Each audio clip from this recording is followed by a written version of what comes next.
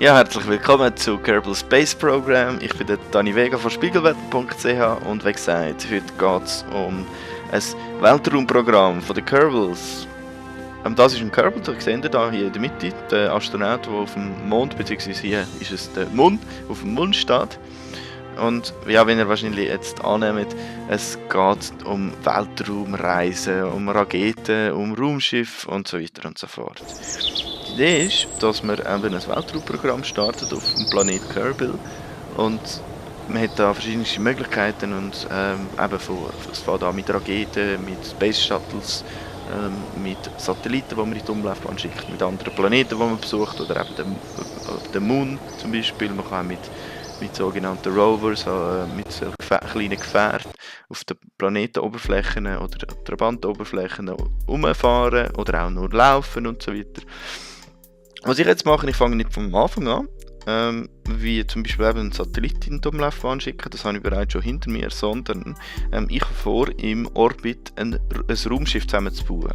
Ein Raumschiff zusammenbauen im Orbit hat eigentlich den Grund oder die Bedeutung, dass es umgekehrt, wenn man ein Raumschiff halt von Kerbal aus würde starten, das wäre das Problem, weil erstens gibt es viel zu viel Luftwiderstand, zweitens braucht es viel zu viel Energie. Es kann sogar sein, dass es gar nicht möglich ist, so ein riesiges Raumschiff in die Umlaufbahn zu schicken. Also bleibt einem die einzige Möglichkeit über, dass man die einzelnen Bestandteile vom Raumschiff in Orbit schickt, dann zusammensetzt und wenn man dann volltankt ist und die ganze Crew dann dort ist, wo sie soll sein, dann kann man sehr viel weiterfliegen, weil man auch die Erdanziehungskraft vom Planeten, also von Kerbal, nicht muss überwinden. Und das ist jetzt so meine Idee. Was ihr vorher gesehen habt, war eigentlich der Kern vom Raumschiff. Der ist bereits schon im Orbit, da habe ich eine Session vorher schon in den Orbit geschickt. Und jetzt geht es darum, dass ich eigentlich den Antrieb, also eine von 4 Antriebsraketen, die ich dann an Kern will andocken, hier herstellen, also zusammenbauen. Das ist eigentlich ein Teil vom Kerbal Space Program, was man das Raumschiff halt eben baut. Die müssen gebaut werden, die sind einfach so standardmäßig vorgegeben. Es gibt ein paar Models, die wir bereits schon vorgegeben sind, also ein paar Beispielraketen zum Beispiel. Aber es geht eigentlich vor allem, also es ist eigentlich auch genau das Coole an dem Game, also man lernt Raketen und Raketenbestandteile oder einfach irgendwelche Gefährte zusammenzubauen und das macht echt so den Spass ein bisschen aus. Wie gesagt, hier mache ich den Antrieb, das in der Mitte da, also nicht die schwarzen Flächen da, sondern die ganzen Raketenkörper. Das ist der Antrieb, wie gesagt, einer von 4. Ich habe Docking Nodes auf beiden Seiten installiert, damit ich im Weltraum 2 Optionen dann habe zum Docken, dass ich für den Fall, dass ich was dann gerade einfacher ist zum Docken, als ich dann entweder auf der linken oder auf der rechten Seite kann andocken, dass ich einfach die Optionen habe, nicht dass es plötzlich ein Problem wird geben. Genau, und das heisst eigentlich, dass der Treibstoff in der Mitte, die Raketen in der Mitte, möglichst unbraucht, also unangetastet soll bleiben und dass alles rundum, also die 6 Raketen rundum dafür da sind, dass die Mittelraketen in Orbit zu hieven, sozusagen. Und weil das relativ viel Treibstoff ist, den ich da in den Orbit transportieren muss, brauche ich auch sehr viel Antrieb, viel mehr als wir vorher vielleicht gesehen haben beim Core. Und was ich jetzt gerade machen bin, ist, ich tue also das in der Mitte, die grossen Raketen sind Flüssigtreibstoff, das rundum ist fester Treibstoff. Ja, es gibt einfach nur die Variationen, wo man da zur Auswahl hat. Was ich jetzt eben genau mache, sind verschiedenste Raketen oder vor allem genug Raketen, also ich noch ein bisschen Kosmetik machen, genau. Die Idee ist, dass ich eben genug Treibstoff habe und genug Schub. Und das erreiche ich eben zum Beispiel, indem ich da die Konfiguration von verschiedensten Raketen aneinander baue. Ich sehe auf der rechten Seite da so die verschiedensten Symbole und so, wo ich jetzt gerade ein bisschen hin und her schieben bin. Die Idee von dem Ganzen ist, dass man verschiedene Stufen hat, wo man während dem Launch, also während dem Start, kann abschließen oder nicht abschließen, die man kann auslösen kann. Also die Treibstofftanks sind natürlich nach einer gewissen Zeit auch leer. Das heisst, es bringt nichts, wenn man die dann noch mit sich mitführt. Die brauchen nur unnötig Gewicht. Also tun wir sie lieber abwerfen. Und das kann man dann eben, indem man zum Beispiel die verschiedenen Stufen vom jetzt bin ich gerade ein bisschen rumhühnern mit dem einen Dings, das ich aus Versehen, mit dem einen Raketenteil, das ich aus Versehen weggezogen habe. Genau, was soll ich jetzt sagen? Die haben wir die verschiedenen Stufen und die kann man auslösen mit der Leertaste. Und was ich jetzt noch ein bisschen machen ist mit Struts, also mit Metallträger, die einzelnen Bestandteile ein bisschen stärker zu befestigen. Ich tue noch ein paar aerodynamische Abdeckungen noch drauf, damit ich weniger Luftwiderstand habe. Und ja, ich glaube, es sieht so schon recht gut aus. Wenn ihr vorher vielleicht noch gesehen habt, jetzt mache ich noch ein paar Solarpanels drauf, damit ich auch Stromversorgung habe. Da ist jetzt nämlich in dieser Antriebsrakete ist jetzt nämlich kein Kerbal drin, sondern es ist eigentlich ein KI, oder das steuert. Also ein KI ist einfach eine Fernsteuerung eingebaut. Und mit dieser Fernsteuerung kann ich die Rakete steuern, ohne dass ein Kerbal eigentlich muss, als Besatzung dabei sein. Das mache ich aus dem Grund, damit ich nicht irgendwie 100'000 Kerbals muss in Orbit schicken und nach der Hälfte wieder abholen, sondern dass ich jetzt einfach im Core 2-3 drin habe und hier im Antrieb, in der Antriebsrakete keine unbedingt habe. Ja, das sind einfach so Überlegungen, die man sich dann mit der Zeit macht. Was ich vorher noch gemacht habe, ich habe noch eine Leiter in die Mitte gestellt. Das hat eigentlich nicht in dem Sinne wirklich eine Bedeutung, außer die, dass ich mich im Weltraum orientieren kann, also wo oben und unten ist, weil es gibt ja kein Oben und Unten im Weltraum, weil es keine Gravitationskraft mehr gibt, oder halt nicht mehr so extrem wie auf einem Planet. Und es wird dann manchmal sehr viel einfacher. Also man muss sich dann halt das Oben oder Unten definieren, was ist oben, was unten. Und das kann man eben, indem man zum Beispiel, ich habe jetzt zum Beispiel die Leiter gesetzt, damit das möglich ist. Genau. Oben dran habe ich noch 4 zusätzliche Raketen installiert, damit ich noch ein bisschen mehr Treibstoff dabei habe, wo ich für den Fall, dass es zu wenig ist, dann könnte ich dazu machen. Jetzt im Nachhinein muss ich sagen, ich hätte das wahrscheinlich besser nicht gemacht oder irgendwie anders gelöst, weil ihr werdet es dann sehen, es wird dann relativ umständlich werden. Und es ist dann eigentlich auch 2-3 Mal schief gegangen. So, ich bin jetzt soweit fertig mit der Rakete. Ich schicke sie mal in Orbit. Sie ist jetzt auf der Startbahn, auf dem Startpunkt. Ich starte jetzt Triebwerk rechts im blauen Ball unten dran. Seht ihr, dass sich auf der linken Seite das Regler aufgeschoben hat. Und ja, Start, soweit. Ich werde es wie vorher schon ein bisschen vorwärts spulen. Jetzt sind wir gerade in der Normalgeschwindigkeit. Und ich zeige euch jetzt gerade, wie schnell der Treibstoff eben weggeht. Genau. Jetzt machen wir das mal auf vierfache Geschwindigkeit. Dann habt ihr die ersten 2 Stufen gesehen. Ich habe die festen Treibstoffraketen und 2 von den flüssigen Raketen habe ich abgeworfen. Jetzt kommt schon die 4., also die 3. Stufe. Und es geht zack zack. Also hier bin ich schnell in die Karten raus, wo du siehst, wo ich will anfliegen sozusagen. Und wo dann auch mein Ziel wird sein. Wir haben einen kleinen Bogen gesehen, wo eigentlich die Richtung anzeigt. Ihr werdet es nachher wahrscheinlich nochmal sehen. Wo die Richtung anzeigt, wo als mein Orbit wird sein. Ja, es wird wahrscheinlich viel auf einmal sein. Ich hoffe, ihr kommt trotzdem so einigermaßen nach. Und sonst könnt ihr einfach Fragen stellen in den Kommentaren. Jetzt habt ihr noch mal ganz kurz gesehen, dass die Karte, ja, ich bin da so ein bisschen hin und her switchen halt. Das ist ein bisschen doof zum Beschreiben. Ui.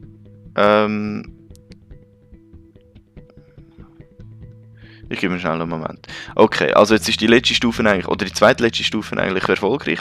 Ich bin jetzt nur noch ein bisschen ich bin noch weiter am Aufdrücken. Ich habe jetzt keine zusätzliche Antriebsrakete mehr.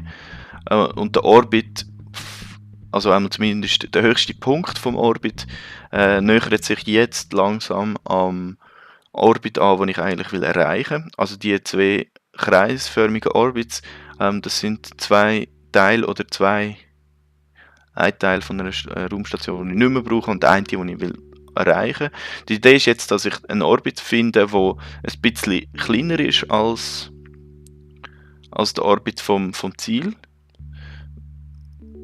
Weil so, das werdet ihr nachher sehen, weil so kann ich die Raumstation, also den Kern vom Raumschiff, mein Ziel kann ich so einholen. Also indem ich einen kleineren Orbit habe, fliege ich schneller um die Erde herum und kann so eigentlich gesehen, das andere Objekt dann einholen. Ich mache jetzt noch eine Kosmetik mit dem Orbit und durch eine Zeitführer spulen. Es ist sehr viel, ihr seht das jetzt vielleicht nicht ganz so gut, weil es so schnell geht, aber es hat sehr viel mit präzisem Nutzen von den Düsen zu tun. Unten dran, also der blau-orange Ball, ist also mit dem ist es unerlässlich, mit dem muss man die ganze Zeit eigentlich arbeiten und umgehen, lernen und im richtigen Moment Düsen aktivieren, dann Manöver starten und so weiter und so fort. Also es braucht einiges Angewöhnungszeit eigentlich, damit umzugehen.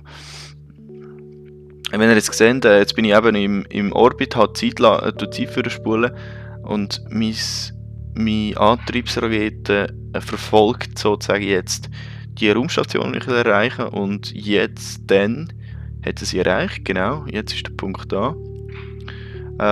Jetzt setze ich sie als Zielpunkt, das mache ich jetzt, glaube ich. Genau jetzt. Und springe dann wieder zurück zu meiner Antriebsrakete und setze. Nein, stimmt gar nicht. Also was ich jetzt ich muss natürlich. Jetzt bin ich ja nicht auf dem gleichen Orbit wie das Raumschiff. Das heisst, wenn ich jetzt einfach weiterfliege, dann wäre ich plötzlich sehr viel mehr im Vorsprung. Und das will ich auch nicht, sondern ich will eigentlich das Raumschiff kreuzen oder die Umlaufbahn vom Raumschiffkern will ich auch kreuzen. Also tue ich ein Manöver einstellen. Das ist das Ding da mit diesen 6 Richtungen, mit diesen 3 Farben, wo ich jetzt gerade so am umziehen, hin und her ziehen bin. Es würde jetzt zu weit führen, das zu erklären, wie das genau funktioniert und so weiter. Aber die Idee ist, dass man einfach auf 3 Achsen kann den Orbit verändern, also planen, wie sich der Orbit soll verändern. Und wenn man das gemacht hat, tun wir die Rakete entsprechend drehen. Muss ich den blauen Punkt da unten dran im Navball senders, muss ich den blauen Punkt treffen und dann im richtigen Moment einfach Düsen Schub geben, wollte ich sagen. Genau. Jetzt habe ich es geschafft, habe ich genug Schub gegeben, jetzt bin ich eigentlich mehr oder weniger auf dieser Umlaufbahn, wo ich will sein. Es hat einen kurzen Schnitt gegeben, damit es nicht allzu lang geht, oder damit ich nicht mehr Zeit verliere. Und jetzt habe ich einen Schnittpunkt gefunden, wo ich in gleichem Orbit bin und ungefähr innerhalb von 10 Kilometern von meinem Zielpunkt bin. Wenn ihr vorher gesehen habt, ich habe mein Raumschiff jetzt eben so gedreht, dass die Leiter oben ist. Für mich gesehen, also für die Kamera gesehen, oben. Und das ist sehr viel einfacher zum Steuern, weil so ist nämlich Schub nach rechts auch, dass die Rakete rechts fliegt. Das ist sehr viel einfacher so eigentlich die Handhabung. Meine Idee ist jetzt, dass ihr seht, unten beim Navball steht Target zwischen 53 und 54 Meter pro Sekunde. Das heisst, der Geschwindigkeitsunterschied von mir, also von dem Raumschiff zu meinem Ziel, der Unterschied beträgt 54 Meter pro Sekunde ungefähr. Und die Idee ist jetzt, dass ich so nahe wie möglich ankomme und die Geschwindigkeit, also die Differenz, so weit wie möglich reduzieren auf 0 oder gegen 0 zu, damit der Dock-Vorgang dann auch möglich ist. Und ich bin jetzt ein bisschen abgedriftet, beziehungsweise mein Orbit war nicht ideal gewesen, das heisst, ich kann jetzt noch ein bisschen korrigieren. damit ich dann einen besseren Schnittpunkt finde. Und genau. Und jetzt seht ihr jetzt, ich entferne mich von meinem Ziel. Also ich bin jetzt bei 4,2 Kilometer vorher steigen gewesen. Jetzt habe ich ein bisschen Schub gegeben, damit es reduziert. Ich komme dieser Sache ein bisschen näher. Ja, eben. Und es hat sehr viel Zeit gebraucht. Also ich habe jetzt, glaube fast eine halbe Stunde rausgeschnitten, bis ich zu dem Punkt komme, wenn ich jetzt bin. Oder vielleicht auch auf 20 Minuten, ich weiß es nicht mehr genau. Aber es ist auch auf jeden Fall sehr lang gegangen. Ich muss dazu sagen, dass ich auch noch nicht wahnsinnig gut bin drin im Andocken. Das heisst, ich brauche ein bisschen länger, als man vielleicht nach 4-5 Mal machen dann hat. Es braucht auch ein bisschen Angewöhnungszeit, ein bisschen Feingefühl, sehr viel Feingefühl auch, um im richtigen Moment ja, die richtige Geschwindigkeit dann auch überzukommen. Aber jetzt bin ich schon viel näher, also bin ich bei 150 Meter fast. Jetzt bin ich bei 150 Meter. Und meine Zielgeschwindigkeit oder die Differenz vom Ziel zum Ziel sind jetzt 3 Meter pro Sekunde. Das heisst, es ist so sehr viel besser als vorher. Vorher sind es ja noch um die 50 oder nachher um die 30 gewesen. Und jetzt geht es einfach darum, dass ich mich ja, halt annähern an das Raumschiff. Als andere Raumschiffbestandteil. Und dann andocken. Ich tue jetzt noch meine Solarpanels einfahren, damit die nicht irgendwie in die Quere kommen oder sogar zerstört werden, wenn ich zu nahe komme am Raumschiff. Das kann immer passieren. Die Kollision ist natürlich ungeschickt. Das verhindert man, wenn es irgendwie möglich ist. Darum braucht es entsprechend Fingerspitzengefühl. Was man noch dazu sagen kann, es ist sehr hilfreich, es gibt eine Quick-Save-Funktion. Das heisst, ich habe jetzt wahrscheinlich vor kurzem einen Quick-Save gemacht, für den Fall, dass ich plötzlich irgendwie mal den falschen Knopf drücken oder so und einfach ins Raumschiff hineinfliegen oder so und dann wieder einen Kilometer davon entfernt bin, kann man es einfach wieder frisch laden. Das macht es nur einigermaßen einfach. Das Problem ist aber, wenn man richtig Scheiße gebaut hat oder im falschen Moment quick-saved hat und nicht mehr kann wiederholen, dann es gibt keine Speicherplätze oder so, wo man kann füllen, wo man einfach so an einem gewissen Punkt kann weitermachen kann. Sondern wenn man einmal einen Scheissfehler gemacht hat, dann kann man ihn nicht mehr bis zu einem gewissen Grad eigentlich nicht mehr retten. Also man kann eigentlich nicht mehr retten, was man falsch gemacht hat, genau.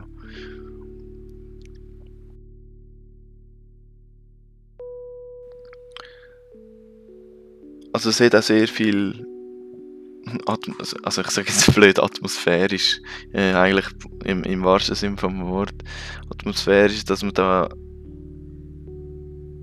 ja, Meter pro Sekunde runterzählt und versucht, möglichst die Geschwindigkeit zu treffen vom anderen Raumschiff. Das hat eigentlich irgendwie so ein gewisses Flair, finde ich.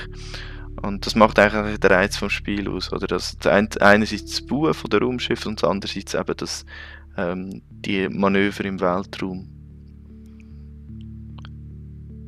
Wenn wir es dann aber geschafft haben, das kann ich euch garantieren, wenn wir es dann aber geschafft haben anzudocken, und zwar richtig anzudocken, ist ja die Erleichterung und vor allem auch die Belohnung in dem Sinn sehr gross. Also im anderen Spiel, wenn man irgendetwas schafft oder so, denkt man so, ja schön, jetzt habe ich es geschafft und jetzt geht es weiter. Aber hier ist es wirklich, es ist sehr schwierig und bis man mal zu dem Punkt kommt und es dann wirklich auch klappt, so wie man sich es ausdenkt hat, das ist eigentlich schon recht eine coole Belohnung dann.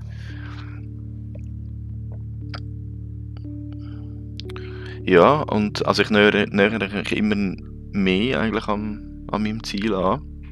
Ich denke, nächstens wird es etwa noch mal wieder einen Schnitt geben. Ich bin jetzt aber noch nicht mehr ganz sicher, wenn ich es geplant habe. Oder wenn ich es zusammengeschnitten habe. Aber irgendwie so wenn ich so mich auf vielleicht, was müsste das sein? Ja, vielleicht etwa auf 30 Meter oder so annähern, dann kann ich anfangen, dann positionieren. Sorry übrigens, wenn es ein bisschen dunkel ist im Hintergrund, aber ich kann nicht viel daran ändern, weil ich befinde mich gerade, also der Planet Kerbal befindet sich gerade zwischen mir und der Sonne, das heisst, ich bin halt voll im Schatten in dem Sinn. Das ist ja ein bisschen blöd, aber da kann man nichts ändern. Aber ich glaube, wenn ich es richtig im Kopf habe, sollte ich den Ball mal auf die Sonnenseite kommen. Man sieht es unten dran ein bisschen, dass es ein bisschen heller wird. Könnte sein, dass das bald mal der Fall ist.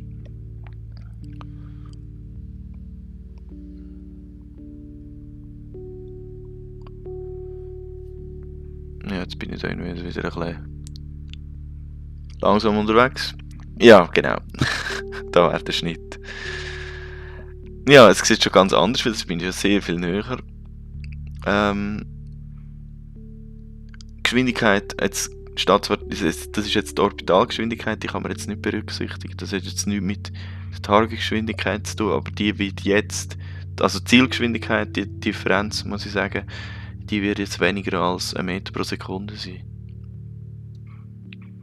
Und das ist so das Ziel am Schluss. Was ich auch noch gemacht habe, das seht ihr vielleicht, ich bin nicht mehr im Schub, also im Antriebsrakete, sondern im Kontrollkern. Ich kann auch hin und her switchen zwischen den bestehenden Raumgefährten.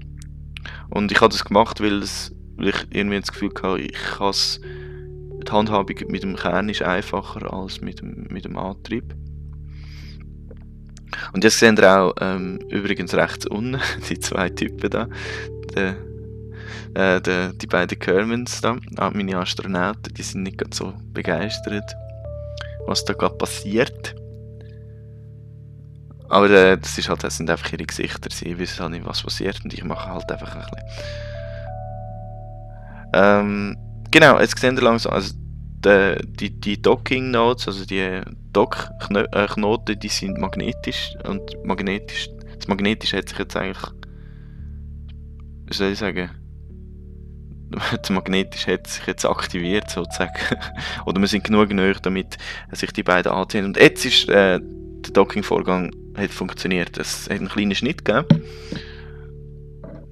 wo eigentlich damit aussagt, dass das jetzt nicht mehr 2 Schiffe sind, sondern 1. Das heisst, ich kann jetzt mit dem Kern eigentlich beide Teile gleichzeitig steuern. Genau. Und das war es eigentlich zu dem Vorgang. Was ich jetzt noch ein bisschen mache, ist noch ein bisschen Kosmetik. Ich habe noch sehr viele Bestandteile am Raumschiff, die ich nachher eigentlich nicht mehr brauche. Zum Beispiel der ganze Kontrollmechanismus von der Antriebsrakete, den habe ich jetzt weggeschossen, den brauche ich nicht mehr. Und das gleiche gilt auch für den Treibstoff, den zusätzlichen Treibstoff vom Kern, den brauche ich nachher auch nicht mehr. Ich brauche eigentlich nur noch Treibstoff in der Antriebsrakete.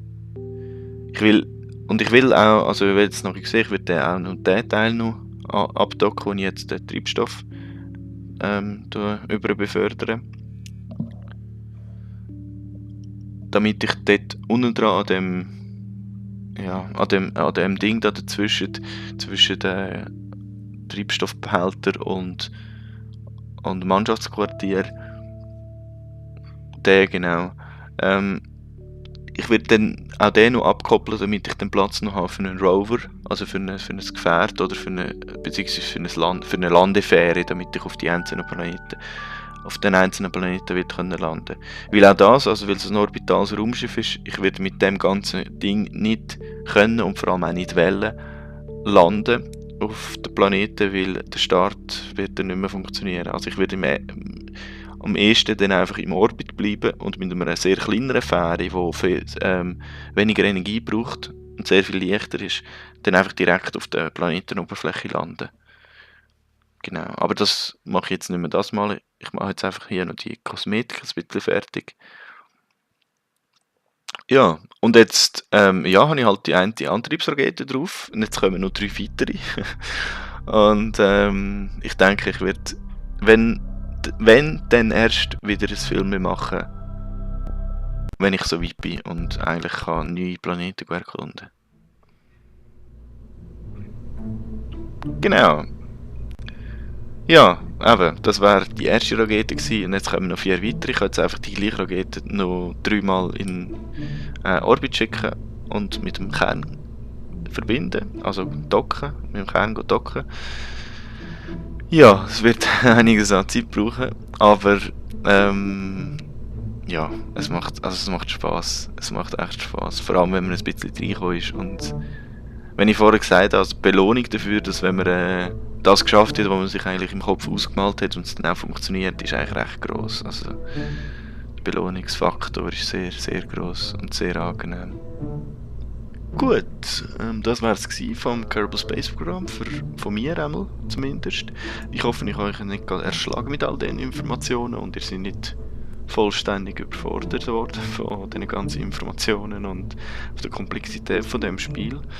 Weil, wenn man sich überlegt, ich habe euch bestimmt nur ein ganz kleines Stück vom ganzen Kuchen können zeigen und es gibt noch so viel zu entdecken. Also zum Beispiel wird es auch im Karrieremodus noch geben, so wenn ich das sehe, also wo man auch zum Teil muss aufs Geld schauen. Bisher haben wir können bauen und zusammenpflanzen, was wir nicht wollen und lieber zu viel Treibstoff als zu wenig und so weiter. Und das wird sich sicher dann auch noch ändern. Aber bis da würde ich sagen, merci fürs Zuschauen, bis zum nächsten Mal. Ich bin Dani Vega von spiegelwelt.ch und sage Tschüss. Tschüss!